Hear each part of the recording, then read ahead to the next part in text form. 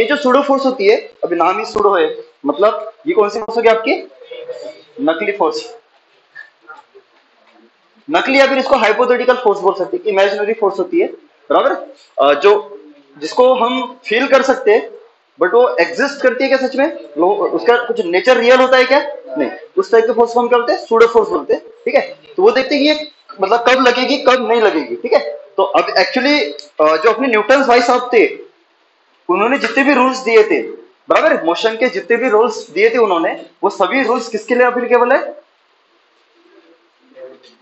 वो सभी rules inertial frame of reference के लिए एप्लीकेबल है। किसके लिए एप्लीकेबल है? इनर्शियल। तो आपकी फ्रेम ऑफ रेफरेंस दो टाइप की होती है। फ्रेम ऑफ रेफरेंस कितने टाइप की होती है? दो टाइप की होती है। जैसे अभी ये मान के चलो आपका फ्रेम ऑफ रेफरेंस है, तो ये कितनी टाइप की होती है आपकी? दो टाइप की होती है, ठीक है। एक होता है आपका इनर्शियल फ्रेम ऑफ रेफरेंस और एक क्या होता है आपका? Non inertial frame of reference, बराबर है। इनर्शियल फ्रेम ऑफ रेफरेंस मतलब ये मैंने ऑलरेडी पहले मेंशन किया था। इनर्शियल फ्रेम ऑफ रेफरेंस मतलब, पहले फ्रेम ऑफ रेफरेंस बता दो क्या होता है।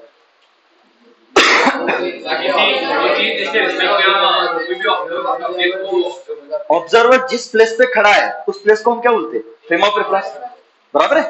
और हाँ कि ना? तो ऑब्वियसली एक प्लेस ही है, एक जगह है, तो फ्रेम ऑफ रेफरेंस मतलब जहां पे आपका ऑब्जर्वर क्या होगा? खड़ा रह के या फिर बैठ के क्या करेगा? किसी भी ऑब्जेक्ट की मोशन को क्या करेगा? ऑब्जर्व करेगा, ठीक है। तो एक इनर्शियल फ्रेम ऑफ रेफरेंस मतलब क्या होता है कि उसका एक्सेलरेशन क्या होगा? जीरो होगा। उसका एक्सेलरेशन क्या होगा?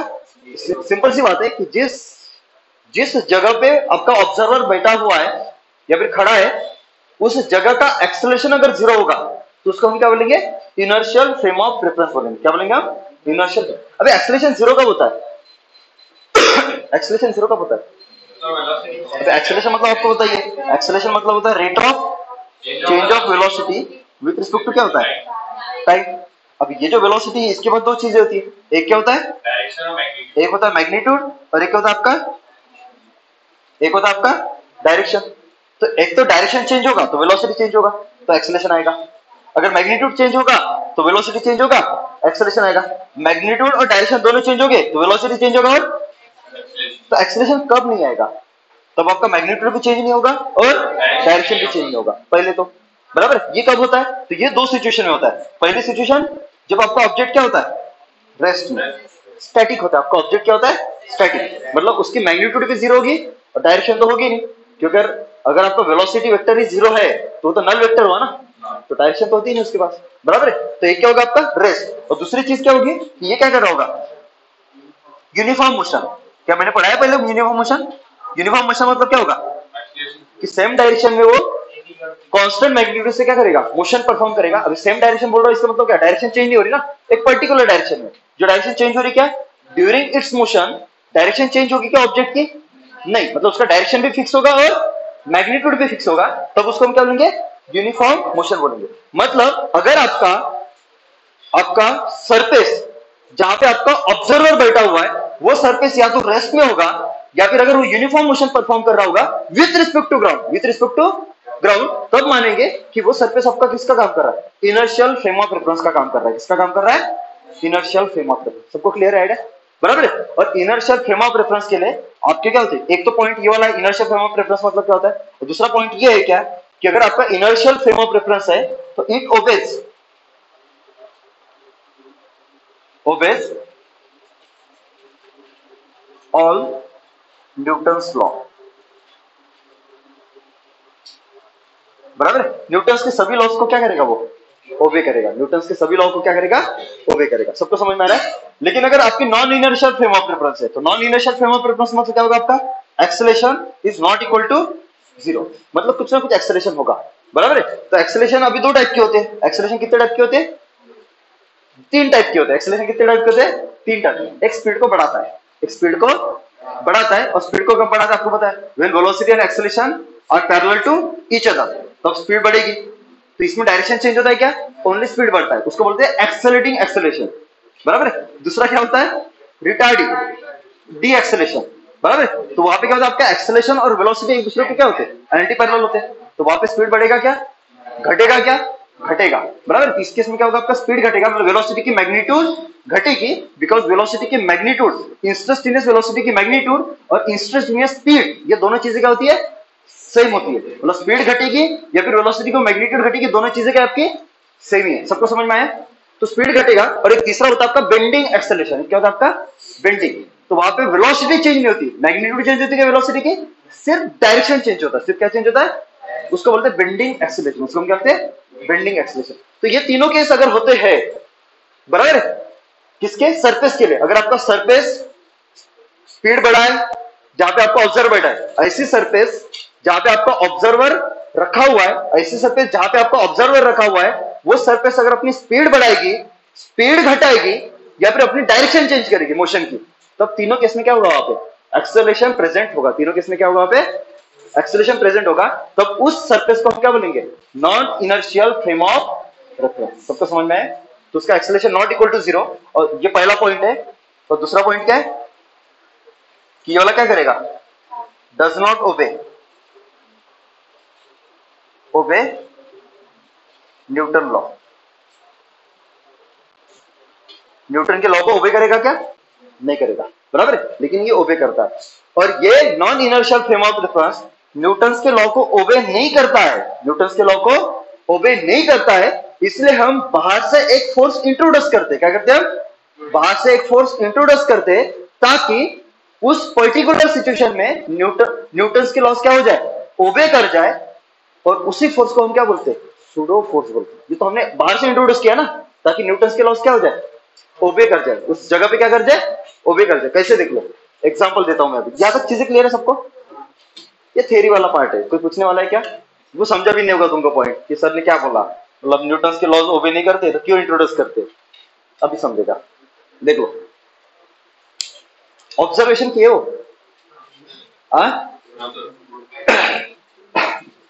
नॉर्मली आप कार में बैठे होगे, सब बैलगाड़ी से जाते?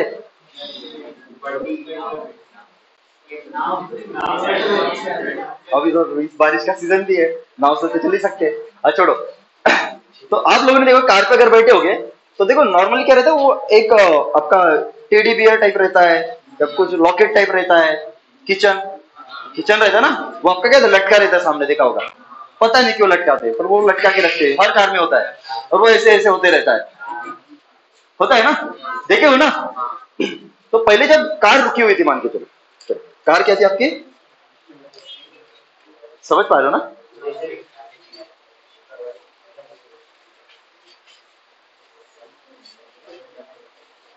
ये आपकी कार है। चलो अच्छे से दिखाते, कार जैसी कार लगनी चाहिए।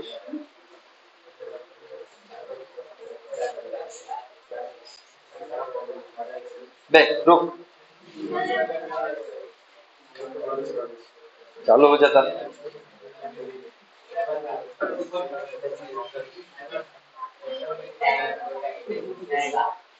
ऑडी है, ऑडी।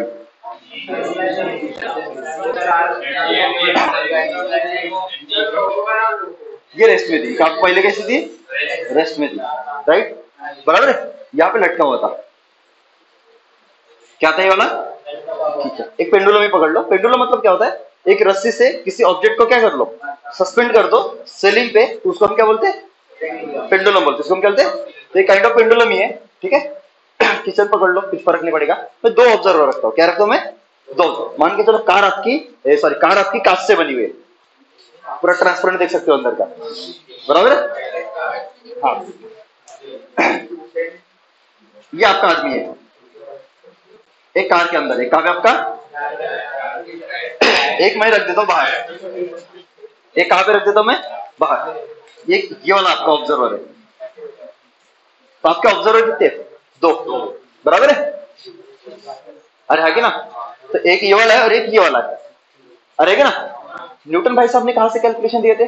ग्राउंड से। तो ये मिस्टर न्यूटन है, बराबर है? ये बालक है,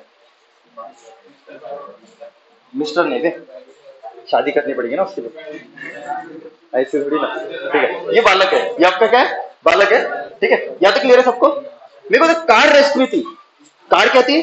रेस्ट में थी। तो इसके लिए पेंडुलम, पेंडुलम मतलब कौन? बॉब। ये आपका जो पेंडुलम मतलब पूरा हो गया, लेकिन ये बॉब है, इसको क्या कहते हैं? बॉब। एक पत्थर ही पकड़ लो, बराबर है? तो ये इस बॉब को देख रहा है, और ये भी किसको देख रहा है? इस बॉब को देख रहा है, पूरे पेंडुलम को भी देख रहा है। तो इन दोनों के लिए वो पेंडुलम क्या होगा? बॉब क्या होगा? रेस्ट और मोशन। रेस्ट और मोशन। रेस्ट भी नहीं, मोशन भी नहीं, स्टेशनरी। बोलो रेस्ट में कि मोशन में? पक्का रेस्ट में होगा? पक्का? किसी को दिक्कत नहीं है? चलो, इसकी पोजीशन यही होगी, वर्टिकली होगा, ऐसे वर्टिकली सस्पेंडेड होगा ना, आ रहेगा ना। अभी क्या किया मैंने, इसने कार को शुरू कर दिया, कार को क्या कर दिया, इंजन शुरू कर दिया, तो कार फर्स्ट से रेस्ट से कहां पे आ जाएगी? मोशन। कहां पे आ जाएगी आपकी? आएगी कि नहीं आएगी? अभी रेस्ट में थी, रेस्ट से मोशन में आई, मतलब उसकी स्पीड बढ़ी कि नहीं बढ़ी? बढ़ी। तो एक्सेलरेशन कहां पे? आगे ए नॉट। एक्सेलरेशन कहां पे? ए नॉट। तो ए नॉट से इसने क्या किया, रेस्ट से उसको एक्सेलरेट किया, तो ये फट से क्या होगी आपकी? मोशन में आ गई। फट से क्या होगी आपकी? मोशन में आ गई। मेरे को एक चीज बताए, अगर वो एक्सेलरेशन अगर कांस्टेंट होगा तो ये पेंडुलम ऐसा रहेगा कि क्या होगा? इसके साथ क्या होगा?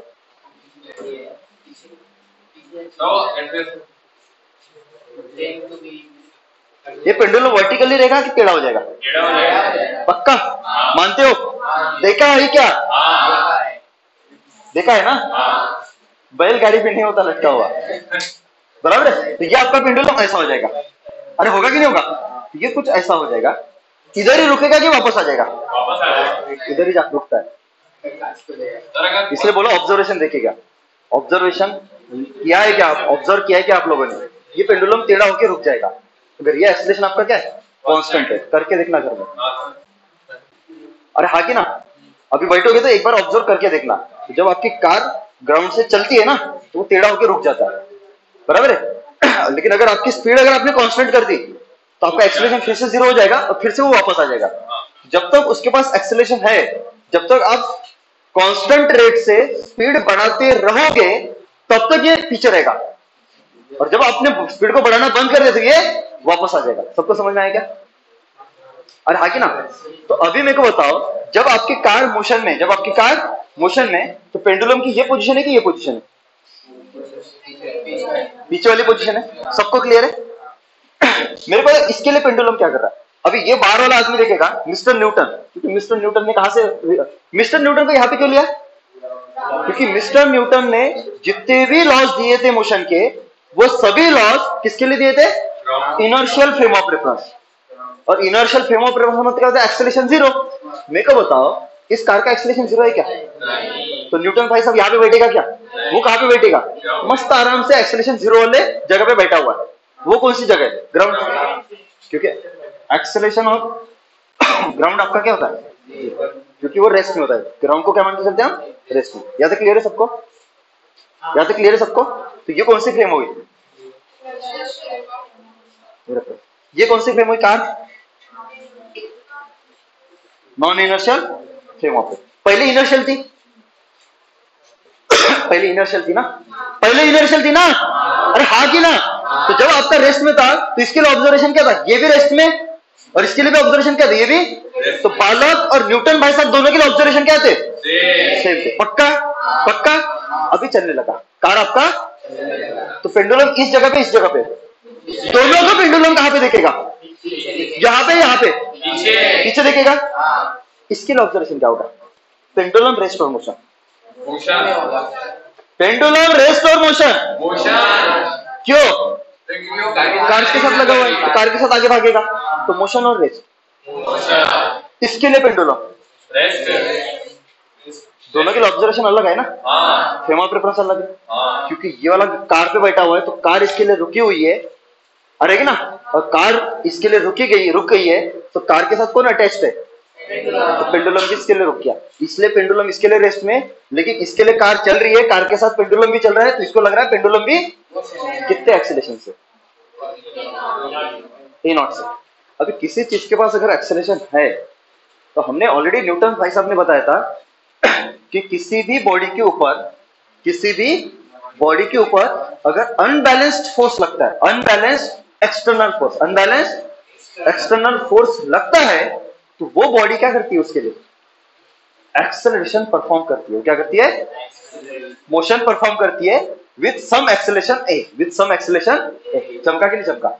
लेकिन अगर किसी ऑब्जर्वर के लिए कोई बॉडी अगर रेस्ट में है तो उस बॉडी के ऊपर जितने भी एक्सटर्नल फोर्सेस लग रहे वो सब एक दूसरे को क्या कर देते, बैलेंस कर देते। जब अनबैलेंस एक्सटर्नल फोर्स होगा तब एक्सेलरेशन होगा। जब एक्सटर्नल फोर्सेस एक दूसरे को कैंसिल आउट कर देंगे, मतलब फोर्सेस बैलेंस्ड हो गए, तब एक्सेलरेशन जीरो होगा, मतलब वो रेस्ट में होगा। क्या तो क्लियर है सबको? तो मतलब मेरे को बताओ, अगर मैं इसके लिए इसकी फ्री बॉडी डायग्राम बनाता हूं, इसके लिए इसकी फ्री बॉडी डायग्राम बनाता हूं, तो इसके लिए ये वाला रेस्ट में कि मोशन में? रेस्ट में। देखो इसके लिए ये वाला रेस्ट में। रेस्ट में फोर्सेस क्या होनी चाहिए, बैलेंस। इसके लिए ये वाला मोशन में फोर्सेस क्या होने चाहिए, अनबैलेंस। सबको समझ में आया? इसके लिए ये वाला एक्सेलरेशन कहां पे कर रहा है, आगे पीछे ऊपर नीचे, आगे पीछे ऊपर नीचे, आगे, बाकी हर तरफ एक्सेलरेशन जीरो है। तो अनबैलेंस फोर्स क्या होगा, आगे पीछे ऊपर नीचे आगे। इसके लिए ये हर तरफ रेस्ट में, इसका एक्सेलरेशन आगे पीछे ऊपर नीचे हर तरफ क्या होगा, इसका जीरो। चमका? फ्री बॉडी डायग्राम बनाए, फ्री बॉडी डायग्राम बनाए, फ्री बॉडी डायग्राम बनाए। तो सबसे पहले किसके लिए बनाते हैं, बालक। बालक बालक के लिए बना रहा हूं, समझ में तो आ रहा है ना पक्का? तो अगर मैं बालक के लिए फ्री बॉडी डायग्राम बनाता हूं, तो ये इसका वर्टिकल लाइन है, हाँ जी, और ये वर्टिकल लाइन है। पेंडुलम कहां पे गया आपका, इस तरफ। ये एंगल कितनी बनी यहाँ पे, लेट से थीटा मान लो ना, ये यहाँ पे सस्पेंड करके ऐसे, हाँ जी, यहाँ पे सस्पेंड करके है ना। तो इसकी अगर मैं फ्री बॉडी डायग्राम बताता हूँ, तो बोलो फोर्सेस कौन से लगाएंगे, लगेंगे फोर्सेस कौन से लगेंगे। ये कांटेक्ट पॉइंट है, ये कांटेक्ट पॉइंट है, यहाँ पे लगेगा टेंशन टी, यहाँ पे भी लगेगा टेंशन टी, और एक लगेगा mg, एक क्या लगेगा mg। चमका जी? इसके लिए अगर देखोगे ये वाला x एक्सिस, ये वाला y एक्सिस, तो इसके फोर्सेस क्या होने चाहिए, मतलब इसके लिए ये वाला रेस्ट में, तो इसका x में भी एक्सेलरेशन जीरो होगा और y में भी रेस्ट। मतलब क्या, अनबैलेंस्ड फोर्स है ही नहीं, तो सभी फोर्सेस बैलेंस है ना, x में भी फोर्सेस बैलेंस और y में भी। ये y में, ये ना x में ना कंपोनेंट करने पड़ेंगे, पक्का? पक्का जी? तो एक फोर्स कहां पे, इस तरफ, इसका एक कंपोनेंट इस तरफ, ये थीटा तो ये भी थीटा, तो ये क्या हुआ आपका t साइन थीटा, ये वाला t cos थीटा।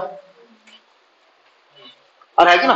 अभी किसके लिए बनाओ फ्री बॉडी डायग्राम, और इसका एक्सेलरेशन क्या होगा, इसका एक्सेलरेशन कहां पे होगा,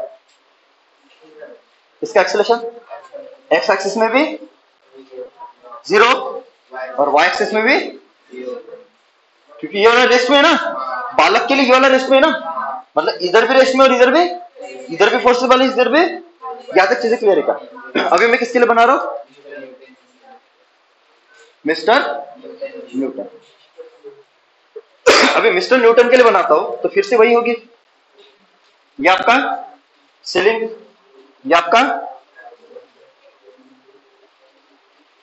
वर्टिकल लाइन, ये वाला आपका पेंडुलम, ये एंगल आपकी थीटा।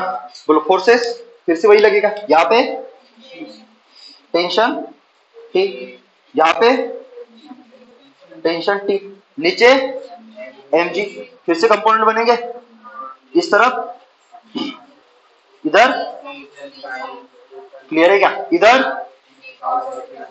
T cos theta. यहाँ तक क्लियर है? इसका मास कितना m है, बराबर है? बोलो इसके साथ एक्सेलरेशन है कि नहीं है कि नहीं है? क्योंकि हम किसके लिए निकाल रहे हैं, इसके लिए ना। तो कार आगे जा रही है a0 से, तो ये भी कितने से जाएगा आगे, a0 से, मतलब इसके पास एक्सेलरेशन है कहां पे, x एक्सिस में, y एक्सिस में, y एक्सिस में चलते हुए दिख रहा है। कार तो सिर्फ x में चल रही है ना, तो पेंडुलम भी कहां पे चलेगा, सिर्फ x में, y में चलेगा। तो आपका ay क्या हुआ, तो y में ये जीरो है, तो y में फोर्सेस क्या हो गए, बैलेंस है क्या? इसका मतलब है ये y वाला क्या हो जाएगा, एक दूसरे को बैलेंस कर देगा। तो पहला इक्वेशन इसके लिए क्या हो जाएगा, t बोलो cos थीटा इज जोड़ क्या हो जाएगा आपका mg। ये बनेगी आपकी पहली इक्वेशन इसके लिए, क्लियर है? दूसरी इक्वेशन, x में मोशन कर रहा है, मिस्टर न्यूटन के लिए तो कर रहा है ना, देख रहा है उसको मिस्टर न्यूटन को, और आ गया तो x में एक्सेलरेशन कितना है, a0, तो क्या हो जाएगा आपका summation of f is equal क्या होता है आपका, f in x is equal to m into A x, बोलो समीशन ऑफ जो एक्सेलरेशन डायरेक्शन में वो पॉजिटिव, तो टी साइन थीटा इज क्या हो जाएगा आपका m इंटू ए नॉट। ये बनेगी आपकी दूसरी इक्वेशन। इसमें कुछ परेशानी गई क्या कहते, आराम से इक्वेशन बना दिए और सब equation F is equal to M किसने बताया, न्यूटन भाई साहब ने, अरे क्या ना, और पहला लॉ भी किसने बताया, तो सब तो सही लग गया, कहीं फंसा ही नहीं मैं। तो न्यूटन भाई साहब फंसे क्या, एकदम खुश है, खुद में ही खुश है, साला सब लग गया, मैंने जो बताया सब फॉलो हो रहा है यहाँ पे। अरे आगे ना, साला बालक होशियार निकला, बालक यहाँ पे नहीं बैठ के कहाँ पे बैठ गया, कार में, और उसने फ्री बॉडी डायग्राम बनाया। साला इस बालक के लिए वर्टिकल में क्या था, मोशन तो नहीं था ना, तो साला वर्टिकल में फोर्सेस बैलेंस हो गए, चलो कोई दिक्कत नहीं। तो पहला इक्वेशन क्या बना, टी, ये पहला इक्वेशन, ये तो सही है। और इस बालक के लिए हॉरिजॉन्टल में क्या है, रेस्ट में, तो फोर्सेस बैलेंस होनी चाहिए ना। साला इधर तो सिर्फ टी साइन थीटा ही है, इसको बैलेंस करने के लिए तो फोर्स ही नहीं है। तो साला न्यूटन भाई साहब ने बोला था कोई भी बॉडी अगर रेस्ट में है तो उसके ऊपर एक्सटर्नल लगने वाले एक्सटर्नल फोर्स एक दूसरे को क्या करने चाहिए, बैलेंस करने चाहिए। लेकिन हॉरिजॉन्टल में ये रेस्ट में है, ये गलत बता रहा है क्या, क्या आप ही देखते हो, आप इस बालक की जगह पे होते, मतलब आप न्यूटन भाई साहब से होशियार होते तो आप भी यही ऑब्जर्व करते। मैंने पहले बता दिया, आप मेलदांडी हो, आपको वही दिखेगा, और है ना, तो आपको भी यही दिखता है कि ये बॉल आपके लिए क्या है, ये जो बॉल है आपके लिए क्या है, रेस्ट में, एक्स में भी, और तो फोर्सेस बैलेंस होने चाहिए ना। तो जो मैं ऑब्जर्व कर रहा हूं उसको मैं मैथमेटिकली प्रूव कर लूं तो चीज सही है, अगर नहीं कर पाऊं तो वो मैथमेटिकल सपोर्ट होना चाहिए ना। ऐसे थोड़ी ना नींद से उठे चीजें बोल दी और मान लिया, ऐसे थोड़ी ना होता है। अरे है ना, तो साला इधर कौन बैलेंस फोर्स है, तो इसको बैलेंस तो कोई कर ही नहीं रहा ना, तो इसका एक्सेलरेशन जीरो नहीं होना चाहिए, इसका एक्सेलरेशन कुछ होना चाहिए। पर मैंने फिर से ये कहा यहाँ पे बैठ के, फिर से ये मेरे को रेस्ट में दिखा, या तो ये गलत बोल रहा है, नहीं तो न्यूटन भाई साहब ने जो बताया था लॉ कि अगर किसी बॉडी के ऊपर अनबैलेंस फोर्स लग रहा है तो F is equal to M A लगाओ और एक्सेलरेशन निकालो जो नॉट इक्वल टू जीरो होता है। पर यहाँ पे तो जीरो है ना, पर अनबैलेंस फोर्स है, अनबैलेंस फोर्स होने के बावजूद भी एक्सेलरेशन क्या है, जो पॉसिबल नहीं है। जब फोर्स बैलेंस्ड होगे तब एक्सेलरेशन जीरो होगा, अगर फोर्स अनबैलेंस्ड होगा तो acceleration not equal to zero होगा। तो कोई तो गलत बोल रहा होगा ना, या तो जो बालक बोल रहा है कि एक्सेलरेशन इसका जीरो है ये गलत चीज होगी, या फिर न्यूटन भाई साहब ने बोला होगा जो बताएगा वो गलत होगा कि फोर्सेस अगर अनबैलेंस्ड है तो एक्सेलरेशन जीरो हो सकता है। लॉ को चेंज करना पड़ेगा ना फिर। तुमको समझ में आ रहा है क्या, साला तुम सन्नाटे में तो नहीं जा रहे हो, तो बहुत बड़ी चीज बता रहा हूं अभी। अरे आके ना, पर साला फिर सोचना चलो क्या, ये चीज इसने जाके किसको बताई, उसने साला सोचना चालू किया, वो यहां से उठा और यहां पे जाके देखा, तो साला उसको भी यही देखा, साला अनबैलेंस फोर्स आ गया और एक्सेलरेशन जीरो आ रहा था क्योंकि वो ऑब्जर्व कर रहा था।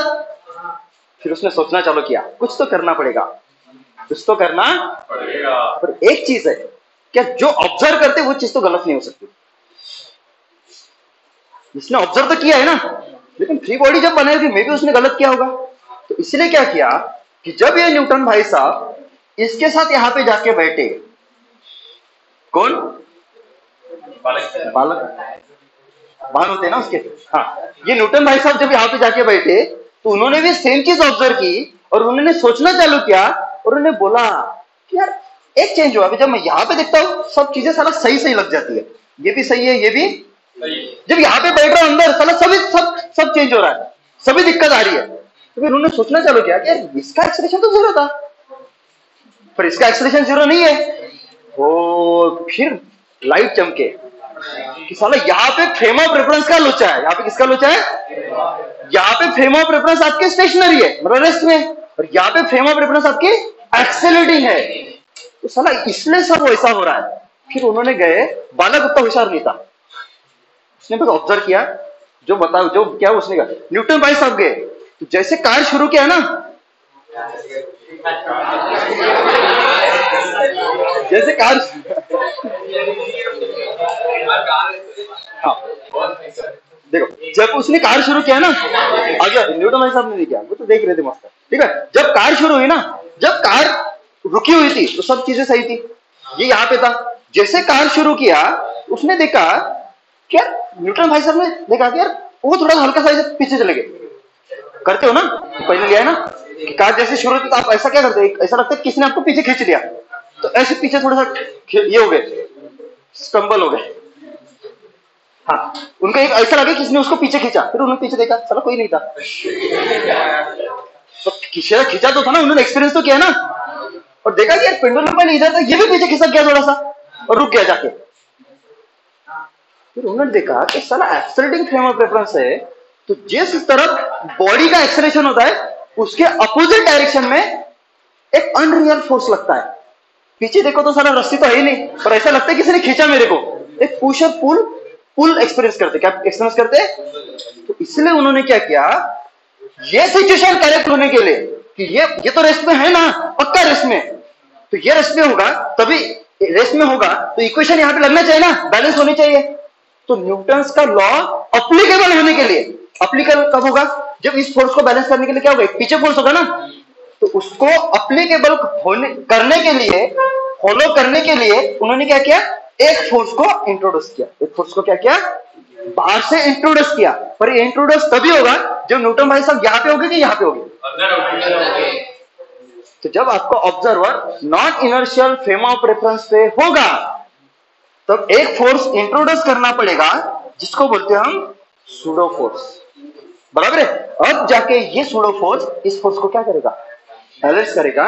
मतलब अभी यहाँ पे इस न्यूटन भाई साहब ने जो बोला वो सही है कि ये रेस्ट में है और फोर्सेस बैलेंस है। तो सूडो फोर्स नहीं लगाते तो बैलेंस होता क्या, सूडो फोर्स लगाने के बैलेंस हुआ ना, इसलिए तो एक्सेलरेशन जीरो हुआ, इसलिए तो न्यूटन का लॉ क्या वहां पे क्या हुआ, अप्लीकेबल हुआ, और है कि ना। तो ये सूडो फोर्स को क्या करेगा, बैलेंस कर देगा।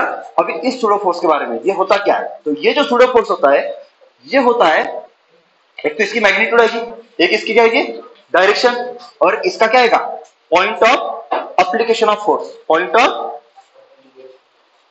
एप्लीकेशन, पॉइंट ऑफ क्या होगा एप्लीकेशन, तीन चीजें बतानी पड़ेगी ना। तो इसका जो मैग्नीट्यूड होता है, इसका जो मैग्नीट्यूड होता है वो होता है जिसको ऑब्जर्वर देख रहा है, जिसको ऑब्जर्वर देख रहा है उसका mass into acceleration of non inertial frame of reference. सबको समझ में आ रहा है। तो ये न्यूटन भाई साहब किसको देख रहा है, इसको तो नहीं दिख रहा है, इसको दिख रहा है ना। तो इसका मास कितना है F, तो क्या आ जाएगा मैग्नीट्यूड क्या होगी, F सूडो फोर्स की मैग्नीट्यूड होगी मास ऑफ बॉडी, मतलब कौन, mass of body into acceleration of non inertial frame of reference. तो non inertial frame of reference कौन है, जहां पे आपका कौन खड़ा है, न्यूटन ना। तो न्यूटन कहां पे, कार का एक्सेलरेशन कितना है, तो क्या हो जाएगा m इंटू n, ये होगी इसकी मैग्नीट्यूड। सबको समझ में आया मैग्नीट्यूड क्या है। इसके बाद डायरेक्शन, तो उन्होंने देखा कि डायरेक्शन कहां पे होगा, तो इसको अगर बैलेंस करना है तो पीछे लगाना पड़ेगा, तो इसका एक्सेलरेशन कहां पे, आगे, एक्सेलरेशन कहां पे, कार का आगे, फोर्स कहां पे लगा, पीछे। तो जिस तरफ non inertial frame of reference का एक्सेलरेशन होता है उसके अपोजिट डायरेक्शन में क्या होता है आपका, फोर्स लगता है। अपोजिट डायरेक्शन क्या होता है आपका, तो फोर्स डायरेक्शन कहां पे लगेगी, अपोजिट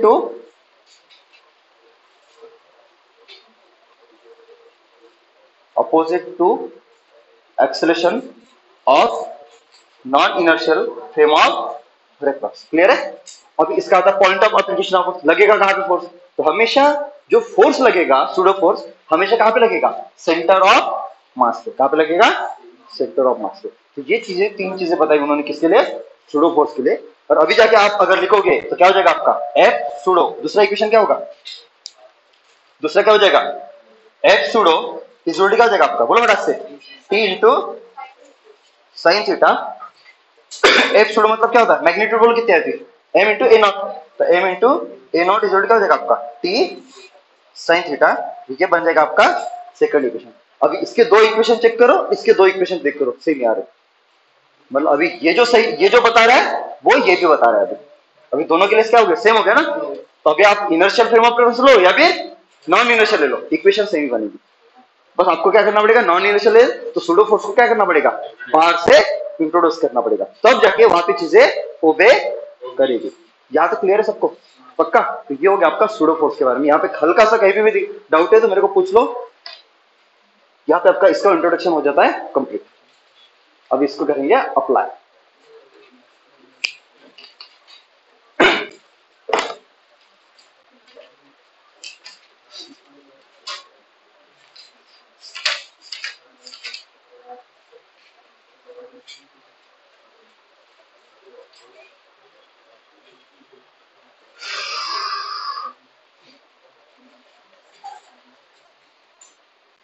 सबको समझा? सबको सूडो फोर्स क्या है सबको समझा? पक्का? कहीं पे भी डाउट नहीं है? सच्ची बात? सफेद झूठ तो नहीं बोल रहे?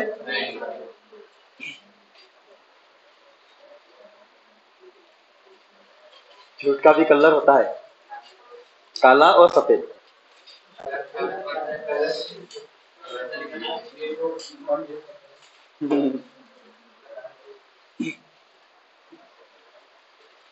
ज्यादा क्लियर है चीजें? तो आपको सूडो फोर्स नहीं भी आएगा तो कुछ दिक्कत होगी क्या? क्योंकि ग्राउंड से सॉल्व करो या फिर non inertial frame of reference से सॉल्व करो। आपके कैलकुलेशन तो सेम ही आ रहे हैं ना, इक्वेशन तो सेम ही बन रहे हैं ना। लेकिन कुछ क्वेश्चन सूडो फोर्स से इजीली सॉल्व हो जाते, इसलिए हम वो पढ़ते। नहीं भी पढ़ा तो कुछ फर्क पड़ेगा क्या? नहीं।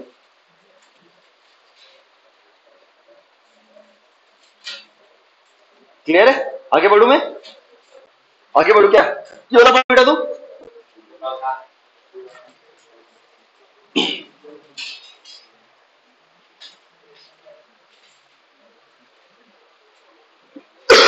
इसके क्वेश्चन देखो कैसे बनते।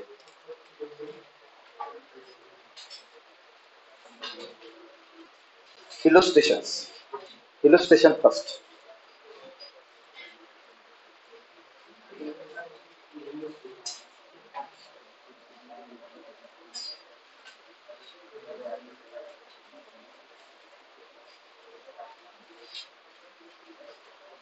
ये आपका एक क्या है? वेज। ये आपका एक क्या है? जिसका मास मान के चलो कैपिटल एन। इसका मास कितना है? Capital N. 5 केजी ले लो। कितना ले लो? 5 केजी। ठीक है। यहाँ पे आपका क्या बंधा हुआ है? एक वॉल बना दिया मैंने। ठीक है। और इसको क्या लगा दिया मैंने? रस्सी। एक क्या लगा दिया मैंने? रस्सी।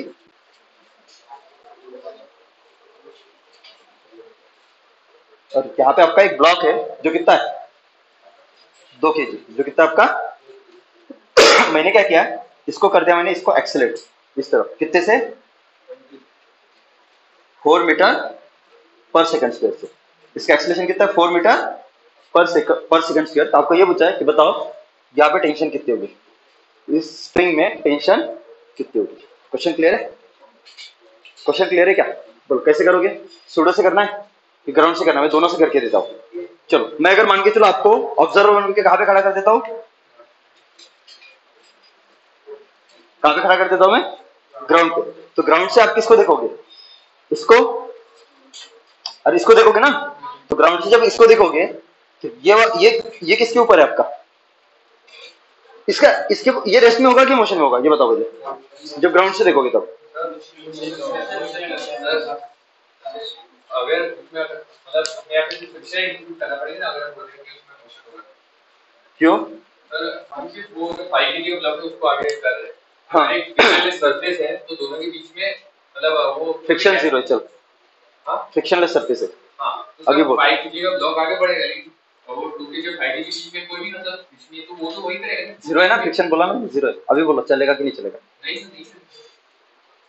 हाँ। और बाकी लोग आपको अगर पता नहीं चलेगा, आप ऑब्जर्वेशन नहीं बता सकते तो फिर मैं आगे नहीं बढ़ सकता। तो आपको ऑब्जर्वेशन बताने पड़ेंगे। सोचो क्या होगा रेस्ट में और मोशन में?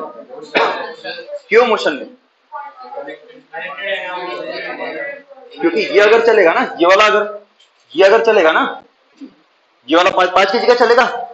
चल रहा है ना? आगे चल रहा है ना 4 मीटर पर सेकंड से। तो ये चलेगा तो ये वाली भी दीवार चलेगी। ये दीवार चलेगी तो इसका रस्सी चलेगा। और रस्सी का से ये डायरेक्टली कनेक्टेड है तो ये चलेगा तो ये भी क्या होगा? अभी समझा? या फ्रिक्शन नहीं चल रहा है क्या? कौन चला रहा है इसको? रस्सी। सबको समझ में आया? अरे हाँ कि ना? चलेगा ना? तो इसके लिए अगर देखोगे तो इसके लिए ये वाला क्या कर रहा है? रेस्ट की मोशन में। उसकी मोशन का एक्सीलरेशन कितना? 4 मीटर पर सेकंड। सबको समझ में आया? फ्री बॉडी डायग्राम बना सकते हो?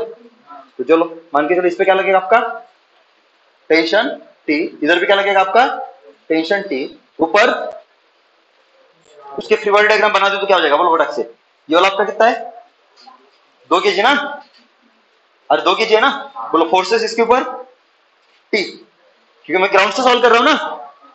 अरे ये किसके लिए सॉल्व कर रहा हूं मैं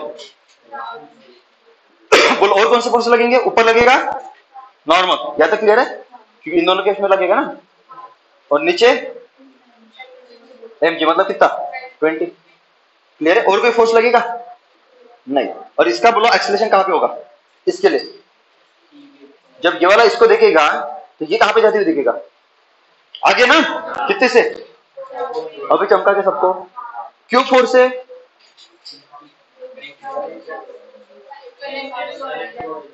बताना है कैसे।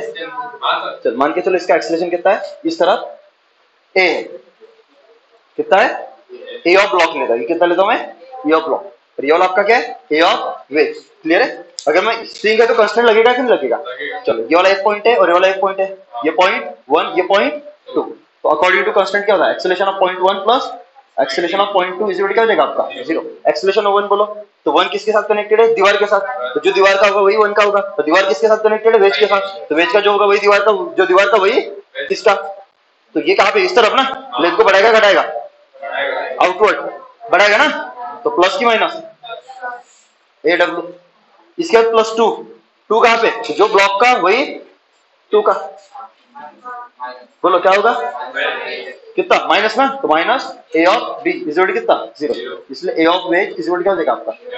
अभी समझा दोनों का स्क्वायर सेम है।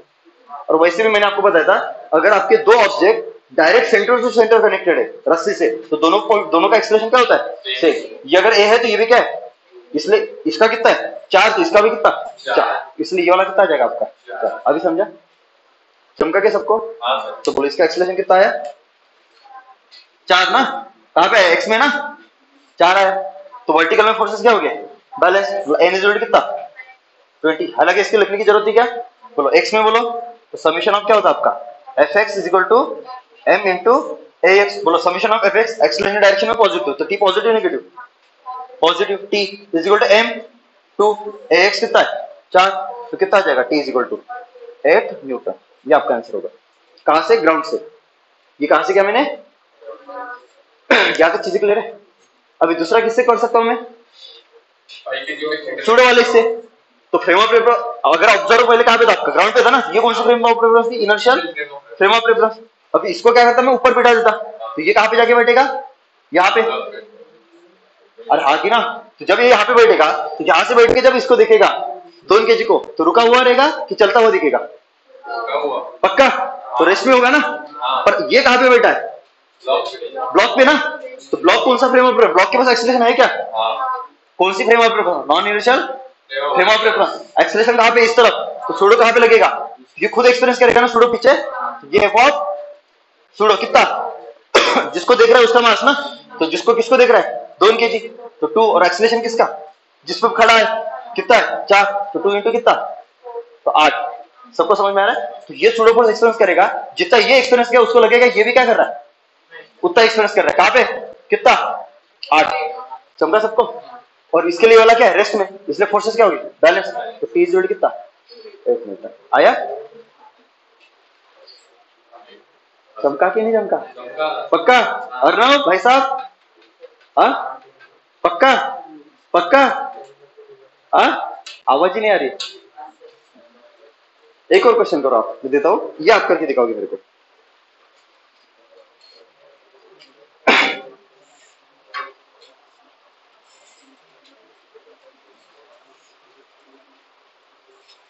ये एंगल आपका कितना है 37 डिग्री,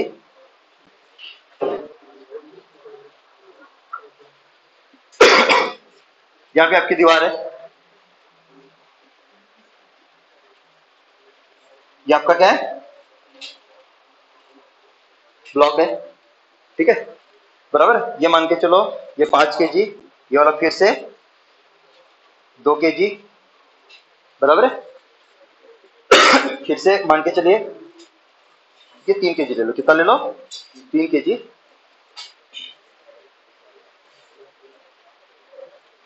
हाँ, और मान के चले इसका एक्सेलेरेशन, ये जो आपका वेज है इसका एक्सेलेरेशन आगे है और कितना है 2 मीटर पर सेकंड स्क्वायर। तो आपको ये पूछा कि बताओ इस स्ट्रिंग में टेंशन कितना होगा, और आपको कौन सी मेथड से करना है, सूडो वाली मेथड से, कि दोनों से करोगे, सूडो से करो ना, तुरंत हो जाएगा। देखो इसमें लंबा किया, इसमें फट से किया मैंने यहाँ पे बैठ के, तो कौन सी मेथड से करोगे, सूडो से करो।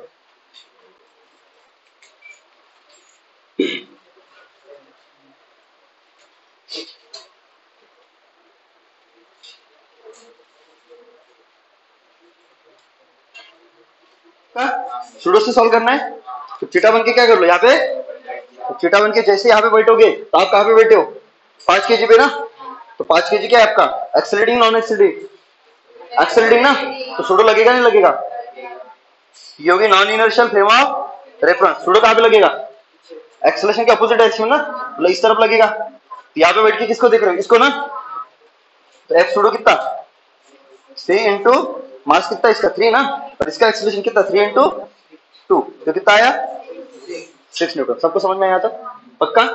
तो इस पे 6 न्यूटन लगेगा, तो इसमें भी कितना लगेगा 6 न्यूटन। एक तो फोर्स हो गया, या तो क्लियर है सबको, बोलो इसके ऊपर फोर्सेस कौन से लगेंगे, तो एक तो लगेगा यहाँ पे टेंशन टी, यही पूछा है, यहाँ पे लगा टेंशन टी, नॉर्मल, नॉर्मल लगेगा ही नहीं लगेगा, लगेगा ना, कहाँ पे ऊपर, नॉर्मल लगेगा ऊपर एन, और नीचे एम जी कितना, ये 30 एम जी बराबर है क्या, नहीं एम जी तो वर्टिकल नीचे लगता है ना, और आपको बताइए ये कंपोनेंट होते हैं एम जी।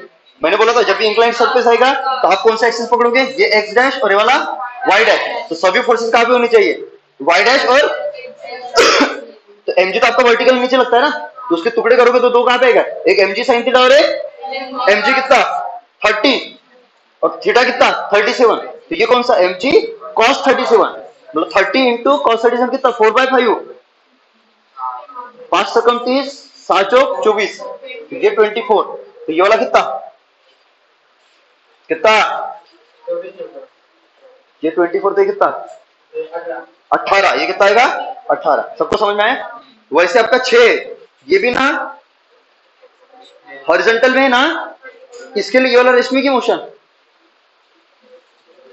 इसके लिए ये ब्लॉक, ये वेज क्या होगा स्टेशनरी ना, तो इसके लिए ये भी क्या होगा, सिंपल सी बात है यार, अरे हाँ के ना, तो इसके इसके कंपोनेंट बनेंगे नहीं बनेंगे 6 के, तो 6 के दो कंपोनेंट कौन से लगेंगे, एक इधर और एक इधर, लगेगा कि नहीं लगेगा, अरे समझे कि नहीं समझे, बोलो एंगल कौन सा, कौन सा एंगल 37, हाँ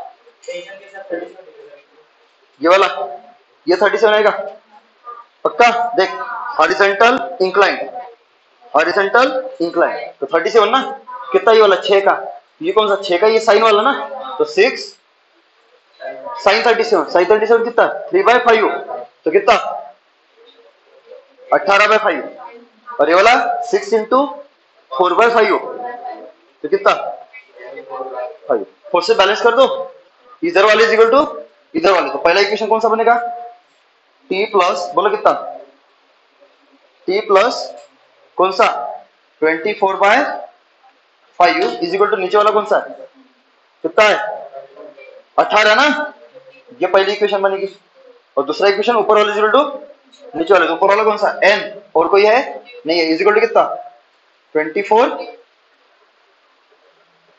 24 प्लस कितना 18/5, तो इसको सॉल्व करोगे तो ये आपका बनेगा दूसरा इक्वेशन, तो पहली इक्वेशन आपका टेंशन आ जाएगा और दूसरी इक्वेशन आपका n आ जाएगा।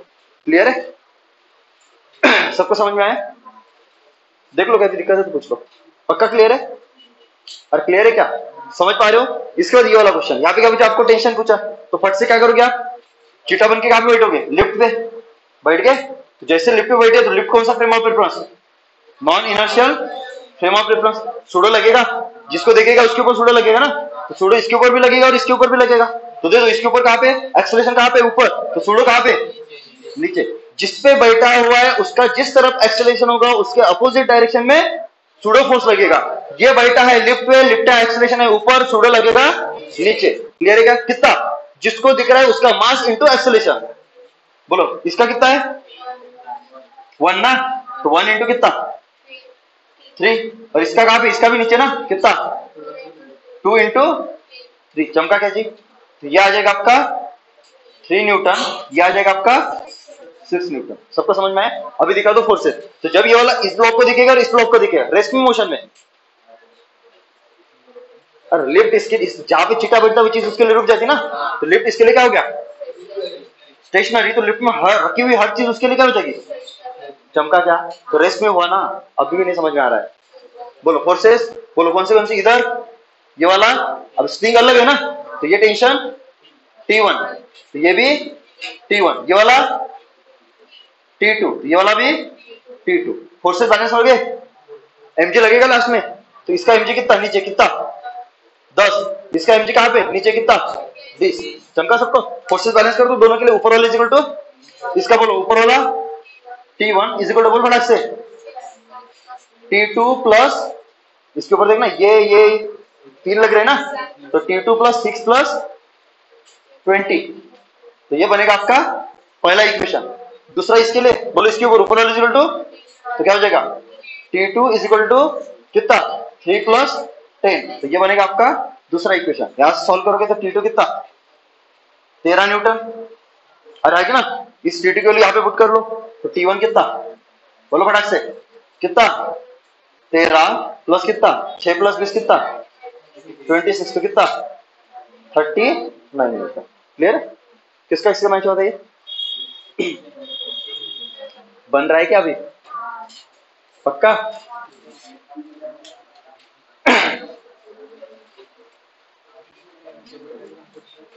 सबका आता है टेंशन दिखाना।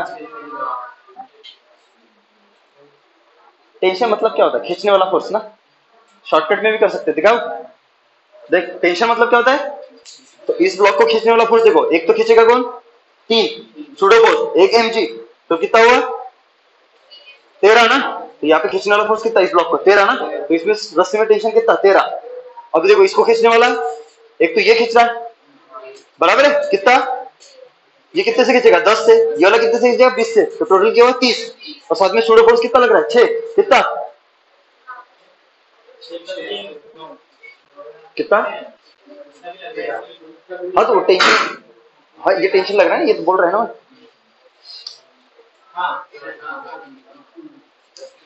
समझ में आया कि नहीं आया, अरे हाँ कि ना, तो टोटल कितना होगा, मतलब वही आएगा, उसको निकालो, तो या तो ऐसे निकालो ऐसे निकालो, मतलब इन दोनों को एक साथ ले लो तब खींचने वाला, ये 20, ये वाला इस रस्सी को खींचने वाला, ये भी और ये भी है ना, तो 20 और ये 30 हुआ, तो 30 हुआ ना, 30 हुआ ना, टोटल कितना हुआ 20 और ये 10 30, क्योंकि ये टेंशन और टेंशन कट जाएगा, देख ये क्यों नहीं ला रहा, ये वाला ही कट जाएगा चमका, तो ये 20 और ये वाला 30, एक्सेलरेशन कितना है 3 है, इसका मास बोल 2 और 1 3, अब दोनों को एक साथ लोगे तो टोटल मास कितना होगा 3 kg ना, तो खींचने वाला फोर्स नीचे कितना 30 बराबर, और साथ में एक कौन सा सूडो ना, तो कितना 3 इंटू 3 9, अभी क्लियर है। नेक्स्ट क्वेश्चन, इसमें क्या दिया हुआ है कि एक आपका इंक्लाइंड है, ये वेज है आपका, उसके ऊपर क्या रखा हुआ है आपका ब्लॉक रखा हुआ है, तो आपको ये पूछा है कि बताओ इस ब्लॉक को कितना एक्सेलरेशन देना पड़ेगा सो दैट कि ये 3 kg का ब्लॉक 5 kg वाले ब्लॉक के विथ रिस्पेक्ट टू क्या रहेगा स्टेशनरी रहेगा। लैंग्वेज समझ में आई? ये विथ रिस्पेक्ट टू मतलब क्या होता है, वेज दिया हुआ है ना, मतलब जब आप चीटा बन के यहाँ पे बैठोगे वेज पे, तो आपको ये ब्लॉक स्टेशनरी दिखेगी। सबको समझ में आया? लेकिन ये ब्लॉक चल रहा है कि नहीं चल रहा है, इसका एक्सेलरेशन कितना ए है ना, वही पता करना है ना, तो ये क्या होगा इसके लिए स्टेशनरी, और जब ये वाला किसको देख रहा है ये वाला इसको देख रहा है, तो ये भी क्या दिख रहा है इसको स्टेशनरी, रेस्ट में है ना, तो इसके ऊपर फोर्सेस क्या बन जाए बैलेंस, पर ये कहां पे बैठा हुआ वेज पे, सूडो लगेगा नहीं लगेगा, कहां पे लगेगा, कहां पे लगेगा, एक्सेलरेशन कहां पे इस तरफ ना, तो सूडो कहां पे लगेगा पीछे लगेगा, किसका इसका मास इंटू एक्सेलरेशन, तो कितना 3 इंटू ए, चमका चमका चमका पक्का। फोर्सेस बोलो कौन से लगेंगे, mg लगेगा, mg का एक कंपोनेंट इस तरफ और एक कंपोनेंट इस तरफ, ये वाला कौन सा mg कॉस वाला, और ये वाला mg साइन वाला mg को कितना 30, तो फिर से वही 30 के दो कंपोनेंट, देखो 24 आया था और ये 18 आया था, पहले निकाल चुके। mg cos 37 mg आया कि नहीं आया? एक कौन सा लगेगा ऊपर? नॉर्मल, तो इसके कंपोनेंट करने पड़ेंगे तो ये ना, क्योंकि इंक्लाइंड है तो इसके लिए क्या हुआ x डैश और ये वाला y डैश, तो ये है y डैश, ये है y डैश और ये वाला है ये ना x डैश ना, इसके कंपोनेंट करने पड़ेंगे, एक कंपोनेंट इस तरफ एक कंपोनेंट इस तरफ। बोलो फटाक से, ये 37 तो ये भी कितना बोलो बोलो कितना 3a cos 37 और cos 37 कितना होता 4/5, तो 3 चौक 12, तो 12 a बटे 5 और ये वाला 9 a बटे 5। फोर्सेस का भी बैलेंस हो गया, हॉरिजॉन्टल में चल, इंक्लाइन प्लेन के अलोंग नहीं चलेगा बोलते ना, तो इंक्लाइन प्लेन के अलोंग फोर्सेस क्या होने चाहिए बैलेंस। ये वाला इज इक्वल टू ये वाला, तो कितना 18 इज इक्वल टू कितना जी 12a/5, तुम्हें तो आया ही नहीं, तो कितना हो 18 इंटू 5 बटे 12 इज इक्वल टू 8, बराबर है 6 3 18, 6 2 जा 12, तो कितना है 15 बटे 2 इज इक्वल टू कितना 8, ये आपका आंसर होगा। कुछ है, कुछ रॉकेट साइंस है इसमें, बना सकते हो कोई भी? पक्का पक्का पक्का? एक और करो।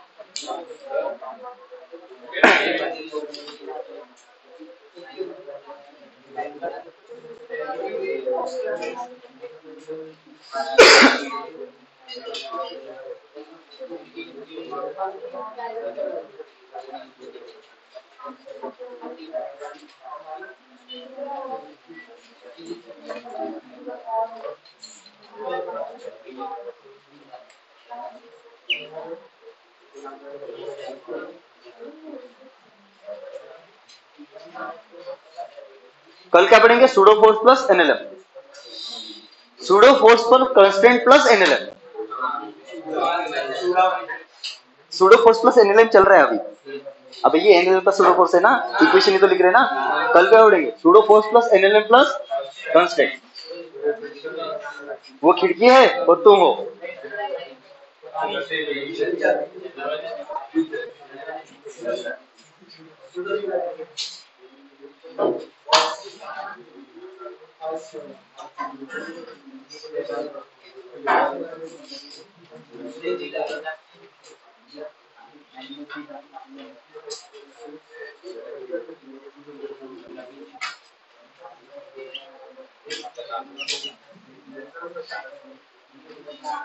हाँ, आपको बचा find the tension in the string, find the tension in the string, करो फटाक से।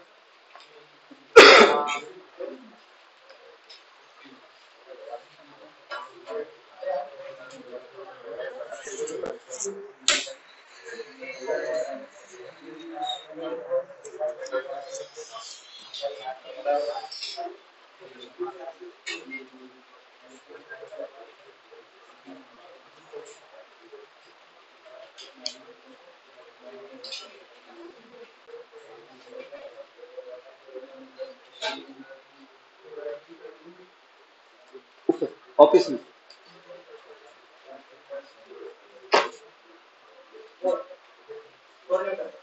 कितना जी 4 न्यूटन, पक्का पक्का पक्का? चलो देखो कैसे करोगे, फटाफट क्या कर लो, चिटा बन के बैठ जाओ। तो ये क्या हुआ आपका चीज स्टेशनरी, तो इसके लिए ये भी क्या हुआ स्टेशनरी। आया ना बोलना पड़ेगा, सूडो लगेगा नहीं लगेगा, टेंशन बोल फट से। ये टी तो ये वाला 2t, क्योंकि तो 2t क्यों क्योंकि पुली के ऊपर हमेशा फोर्सेस क्या होते हैं बैलेंस, तो t प्लस टी 2t, तो नीचे भी कितना 2t, ये भी कितना 2t। बोलो इसका नीचे कितना 10, सूडो कहाँ पे लग गया ऊपर नीचे ऊपर नीचे ऊपर नीचे ऊपर नीचे ऊपर नीचे, कहाँ पे ऊपर कितना m इंटू a 1 इंटू 2 कितना 2, तो 2t plus 2 is equal to कितना 10, तो t इज इक्वल टू कितना हाँ 4, कितना आएगा 4 न्यूटन, खत्म। ठीक है, बाकी का पार्ट हम